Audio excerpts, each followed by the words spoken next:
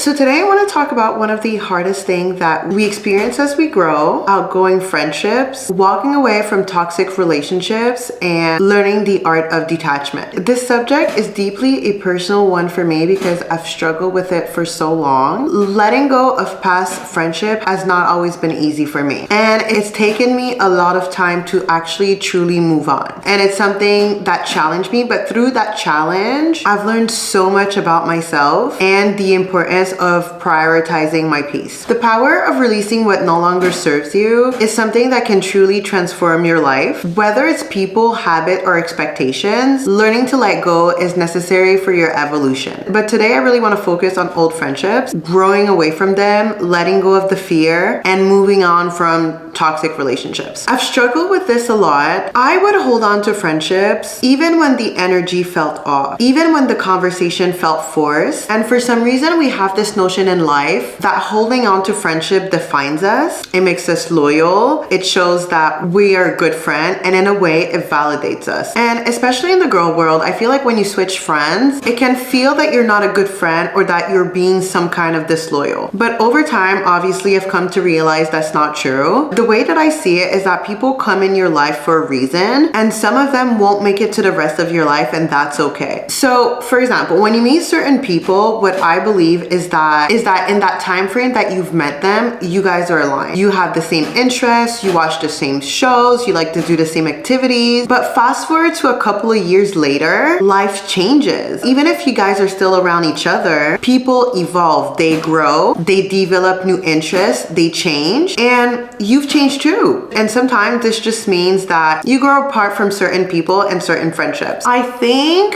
if you ask me, I think what breaks my heart the most is when people you once call your best friend or your sisters no longer feel like your people, right? I may talk about how it's best to let go and walk away from friendships that you've outgrown, basically, but I want to be clear, I haven't always done that perfectly. So looking back, I think I've learned from past friendships, especially the one that lasted for a long time, and I've struggled deeply with letting go, and because of that, some of those friendships didn't end on the best term. And I kind of resent myself for not recognizing when it was time to let go and for allowing things to escalate into conflict instead of just peacefully stepping away. Looking back, I think I've learned from past friendships, especially the ones that lasted a long time. I struggled deeply with letting go, and because of that, some of those friendships didn't end on the best term. I kind of resent myself for not recognizing when it was time to let go and allowing things to escalate into conflict instead of peacefully just walking away. Over time, I've made peace with it, obviously, but I've learned from those experiences, and I know that in the future, I'll know how to handle these things differently for sure. And just because I've moved on does not mean that I wish them ill. Like, far from it, actually. Once someone was my best friend, they'll always hold a special place in my heart. You know, there's a quote that says like that friendship breakup are worse than relationship breakups. And for me, they were not lying. Like, they were not lying. It's not that you don't care about them anymore, right? But you guys just don't relate to each other the same way. In my 30s, I've come to accept that it's normal, and this is how life is supposed to be. You meet people for a reason, and that does not mean that they'll stay in your life forever, basically. And that's where the detachment part comes in. Letting go isn't just about accepting some people will not be in your life forever. It's also about recognizing that this is actually what's best for you. Detachment isn't cold or heartless. It's actually freedom. And it's also a way to grow. I feel like it pushes you to step outside your comfort zone, meet new people, and evolve into the person that you're meant to be. And it's the ability to move forward with peace, without resentment, and without forcing things that no longer align with you. So how do you practice detachment? How do you trust the process and accept that some people and some relationships are meant to be left behind? What I did is that I accepted that change is normal and change is natural. The same way you've evolved, so have others. So it's okay if you're no longer aligned. And I think what I want to add to this is you were aligned a couple of years ago. You're not aligned now,